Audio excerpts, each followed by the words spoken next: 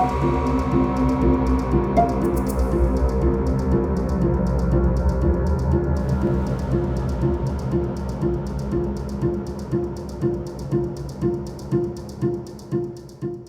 the next 2 years, I saw less and less of Darby.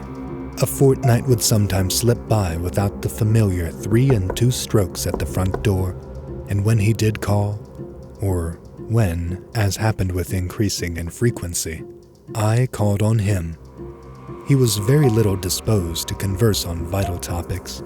He had become secretive about those occult studies which he used to describe and discuss so minutely, and preferred not to talk of his wife.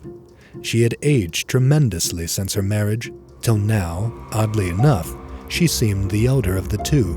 Her face held the most concentratedly determined expression I had ever seen, and her whole aspect seemed to gain a vague, unplaceable repulsiveness. My wife and son noticed it as much as I, and we all ceased gradually to call on her, for which, Edward admitted in one of his boyishly tactless moments, she was unmitigatedly grateful. Occasionally the Darbys would go on long trips, ostensibly to Europe, though Edward sometimes hinted at obscure destinations. It was after the first year that the people began talking about the changes in Edward Darby. It was very casual talk, for the change was purely psychological, but it brought up some interesting points. Now and then, it seemed, Edward was observed to wear an expression and to do things wholly incompatible with his usual flabby nature. For example, although in the old days he could not drive a car, he was now seen occasionally to dash into or out of the old Crowninshield driveway with Asenath's powerful Packard, handling it like a master, and meeting traffic entanglements with a skill and determination utterly alien to his accustomed nature. In such cases, he seemed always to be just back from some trip or just starting on one. What sort of trip, no one could guess, although he mostly favored the Innsmouth road. Oddly, the metamorphosis did not seem altogether pleasing. People said he looked too much like his wife, or like old Ephraim Waite himself in these moments. Or perhaps these moments seemed unnatural because they were so rare. Sometimes hours after starting out in this way, he would return listlessly, sprawled on the rear seat of his car, while an obviously hired chauffeur or mechanic drove. Also, his preponderant aspect on the streets during his decreasing round of social contacts, including, I may say, his calls on me, was the old-time indecisive one, its irresponsible childishness even more marked than in the past. While Asenath's face aged, Edward's, aside from those exceptional occasions, actually relaxed into a kind of exaggerated immaturity, save when a trace of the new sadness or understanding would flash across it. It was really very puzzling. Meanwhile, the Darbys almost dropped out of the gay college circle, not through their own disgust, we heard, but because something about their present studies shocked even the most callous of the other decadents. It was in the 3rd year of the marriage that Edward began to hint openly to me of a certain fear and dissatisfaction. He would let fall remarks about things going too far, and would talk darkly about the need of saving his identity. At first I ignored such references, but in time I began to question him guardedly, remembering what my friend's daughter had said about Asenath's hypnotic influence over the other girls at school. The cases where students had thought they were in her body looking across the room at themselves. This questioning seemed to make him at once alarmed and grateful, and once he mumbled something about having a serious talk with me later. About this time, old Mr. Darby died, for which I was afterward very thankful.